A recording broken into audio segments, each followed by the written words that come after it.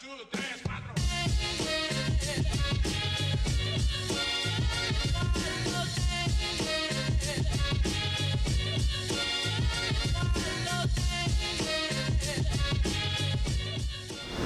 I wanted to take some time to make a video and tell the truth. The last video I made about Hong Kong was kind of an experiment. I wanted to see how my audience would react to such a video. And because of that, I was very, very surprised. Very surprised. Now, I thought that maybe the Western audience would be more extreme because what's going on in Hong Kong is very extreme, right? And the thing that very much surprised me was that the Western community is trying to be understanding, but also realize the issues, right? Whereas if the China audience is very much like very extreme in the sense that they feel like they've been punished, that they've been talked bad about, and they're very much the victim, right? Now, what I want to say is I want to give my honest opinion. And I only gave one side of an opinion in the last video, again, just to see what people would say. Now, I think it is very obvious that extradition is a very sensitive topic in the sense that extradition is a must, right? Between developed countries, it is a must, right? But of course, everyone also realizes that there are some circumstances where perhaps extradition is not ideal, right? People are really untrustworthy of certain people, certain entities, right, here in China. And I think it's very understandable considering the circumstances. So the question is, do you allow extradition, right?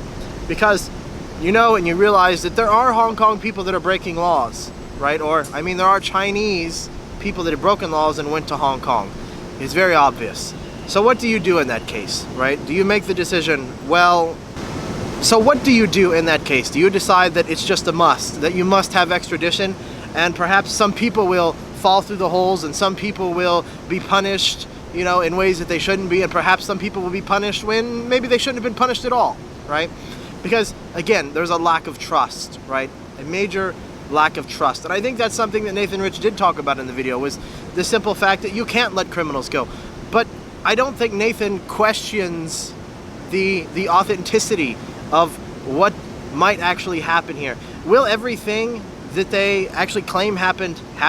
Because I think one thing that anyone knows that's been here to China or lived in China knows and understands is that things on paper might not always be as they seem, right? The beautiful buildings that are around me are not necessarily as beautiful on the inside, right? Things are very in the forefront and then sometimes different behind the scenes, right? So that is the question. Do people trust? And the answer obviously is no. And it is the same for me, right? I very much question the authenticity of what some charges could be, because we know that there are people that have just went missing, right? And without reason. Why are they missing? Even someone like Fan Bingbing was gone. A big name person in China, right? Was gone for months, and no one really knew why, and eventually it was found out that yes, she did commit a crime. And in that sense, yes, it was authentic. She did commit a crime, and she did have to, you know, deal with the time, essentially, you know. And so the question is that going to always be legitimate? Is this the government's way of just trying to do things correctly? Because there does need to be an extradition law. There does need to be something, but how do you go about doing it? And of course, the other question is this going to be allowed to happen? You know, because Hong Kong can't just have an extradition deal with Taiwan, because we realize, without a doubt, that that would be unfair, right? And that is how people feel. Chinese people feel that that is unfair. But again, I was very surprised how some people were very in support and some people were against. But the most extreme people were not the Westerners, it was actually people from the Chinese side, which was very surprising to me. So I actually wondered why it was that way. And I was very surprised in that way. And so, for me, my honest opinion is that, do I think the bill should be for extradition? Yes, I think there should be a bill for extradition. Do I think the circumstances of the bill are going to be legitimate and held? Probably not, right? Probably not. So, I do understand why Hong Kongers, why those people are protesting. I do understand, right? When you have 2 million people protesting or 1 million people protesting, even if it's only 700,000 or 500,000, it tells you that a lot of people in that country that are protesting feel that way. And it tells you that a lot of people that are not protesting feel that way, because not everyone's going to go out and get in the crowd, right? The other thing that I wanted to talk about was the simple fact that Hong Kong people are being talked down to about this, right? They're saying, oh, well, they're just a bunch of young students. Well, maybe that's true. Maybe they are just students, but aren't student people that you should try to understand, that you should think? Because these students are the future for Hong Kong of tomorrow and next year and the next 10 years, right? The next 20 years.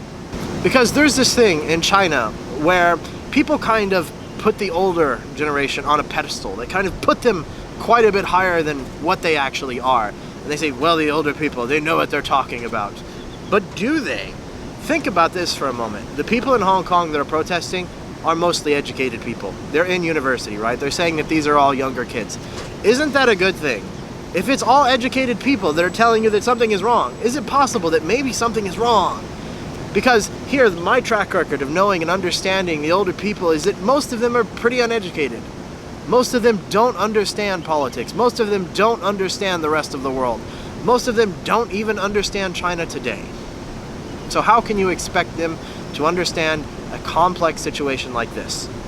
So I think it's wrong to really look down on Hong Kong people and students when they're educated individuals and they're telling you that they themselves don't trust this situation. And the other thing that I continue to hear is that they're all paid. They're all paid to be out there. Is this real? Is this possible? Is it possible to pay 1 million people to stand out in the rain for a week? I don't know. I don't think that's possible. I don't think you can pay people enough money to sit out in the rain for a week. I just don't think it's going to happen. So that's the truth. I'm sorry that I used you guys as an experiment to see what would actually happen if I only presented one side, if I only presented the side that I thought would be the unpopular opinion. And people proved my point right, that Westerners are usually very level-headed, that Westerners are trying to understand and trying to see the perspective from both sides, right? And that obviously China is still going to be very biased. A lot of Chinese people are very biased. They're very one-sided in this way, very nationalist in that way. So I want to say that I'm sorry for using you guys as an experiment to find out my audience, to find out where my people stand. But I felt it was necessary. So that's all I wanted to say. Like, comment, subscribe, and have a good day.